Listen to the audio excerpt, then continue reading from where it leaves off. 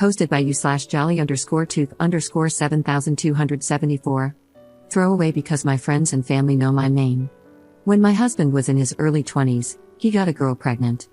They were casually dating in college and had a lot of mutual friends.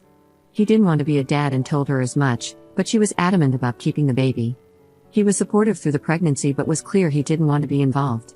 He wanted to renounce his rights but ended up with an agreement where he still pays child support but doesn't do visitation or have involvement in any parental decisions. The girl is now 12. He hasn't met her nor plans to ever do so. I met him 8 years ago, and we've been married for almost 7. He told me about having a biological child out there very early on. I was, and am, fine with it. It is sad that a child came into the world under those circumstances, but I don't think he was wrong for choosing not to be involved. We now have a 5-year-old son. My husband has always been wonderful to me, that's why I fell in love with him. He was great during the pregnancy and birth and has been doting on our son and me ever since. I think he's a wonderful dad and husband. The problem, 2 of his friends married their college girlfriends, who were our friends with his biological daughter's mother. On 3 separate occasions, during conversations where I said my husband is a wonderful father, one of them made a snarky and mean comment like, yeah, to only one of his children. Over the weekend, we attended one of their kids' birthday parties. I was chatting with another mom about motherhood and mentioned that it's easier when you have a good team player in your spouse. The hostess chimed in loudly, if only the mother of his other child had the same. Later, I confronted her in the kitchen. I said I was very tired of her and the other friends' comments about my husband. I told her she didn't need to invite us to things or spend time with us if she didn't want to, but it was super disrespectful to constantly insult him as a father. She told me she initially liked me but finds it distasteful and rude that I keep praising my husband as a good father when I'm well aware that he isn't. She said she would always make sure to correct me because it's not okay that he got away with what he did and now gets to play happy family with me and our son. The conversation went south from there, and of course, we left. The other mom friend texted me yesterday to say she completely backs up what the hostess said, and that I'm horrible for marrying and having a kid with a deadbeat and, on top of that, praising him as a good dad. I have no doubts about my feelings. My husband has been and is great with our son and with me. I guess I never thought about how my words could be insensitive toward his biological daughter and her mother, whom I've never met, but am I wrong for occasionally saying my husband is a good father when talking to people? Should I stop? Update 1 month later. The verdict on my original post was not the jerk, but people raised concerns about my husband's biological daughter's well-being. I was also advised to cut contact with this woman and to tell my husband, Tim, what they were saying about him. I spoke with Tim after I posted. He decided to speak with his friend John about what his wife, Jane, was doing, and we have decided to cut Jane off. After Tim spoke to John, we learned the truth. It turns out this wasn't about Tim or me at all. I can only share what John authorized me to, even though this is anonymous, he prefers not to go into too much detail.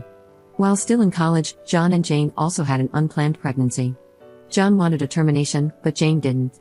They were still discussing what to do when she had a miscarriage, early stage. They never told anyone because Jane didn't want to, and John respected her wishes. My husband never knew about this and felt terrible for them.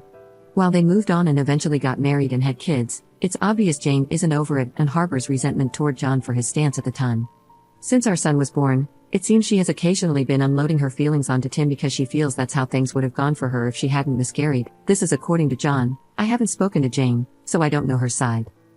John confronted Jane after Tim spoke to him, and they had a big fight because John didn't like her actions and immediately recognized what was really behind them. John is now staying in our guest house. It's been almost 2 weeks, but we hope they will work through it for the sake of their family. Jane hates us even more now, though, for hosting John, so we're unsure how our friendship will fare if when they reconcile. The most important part of the update, after fighting with Jane, John contacted Tim's biological daughter's mom, Callie. He told her everything and asked her to stop feeding Jane's irrational feelings because Jane was taking them out on us instead of him, and this was causing problems for Tim. Callie ended up contacting me on social media. This was the absolute first time we've ever interacted in any way, and I freaked out a bit when I saw her first message. She wanted to speak to me mother to mother and clear things up, so I responded, and we started chatting. Tim was informed. She said she wanted me to know that she didn't want anything more from Tim than what they had agreed upon, that she never fed anything to Jane about him, they don't even talk that often, and that she wanted no part of this mess or to be dragged into it. I told her that we already had a feeling she wasn't involved and appreciated her telling me, but really, this situation had nothing to do with her. I also apologized if the drama disturbed her or her daughter. We got to chatting from there, and she's a lovely person. She's married, and her husband, Sal, has been in their daughter's, Ellie, life since she was about 2. Ellie calls him Dad. They also have a younger daughter together. Callie knew about Tim being married to me and about us having a son because, apparently, Jane had shared those things with her, despite her telling Jane she had no interest in hearing about him. I updated Tim about my chats with Callie the whole time. After some reflection and back and forths, we ended up having a video call with the four of us, Tim and me, Callie and Sal, just this past weekend. It was awkward at first, but we talked mostly about Ellie. We saw pictures of her. She's a beautiful girl. The gist of this is that Sal and Callie have wanted him to adopt Ellie officially, but they were honest about how their finances would suffer from losing the child support. Plus, the biggest obstacle was that they didn't want Ellie to lose her college fund/trust fund from Tim, as they would have a very hard time saving for both their daughters in their current situation, especially without the child support. They're not poor or anything but just don't have the means to save that much. Long story short, after this call, it was decided that Tim will renounce paternity, and Sal will adopt Ellie officially. However, Ellie will keep her trust fund/college fund. It will be up to Callie and Sal to decide how and what to disclose to Ellie regarding where the money comes from. So far, Ellie knows her biological father fulfilled his financial responsibility, in other words, of course, so I don't think they'll lie to her about it. This process will take some time to finalize. We've only just started and still need to consider if and when our children want to meet, which is a difficult topic we agreed to continue discussing over time, but we are all happy. Tim says this is how it should have been all along, and Callie and Sal seem thrilled about finally being an official family. There was even a very nice moment when Sal told Tim, "You have a lovely family," and Tim replied, "Thanks, so do you."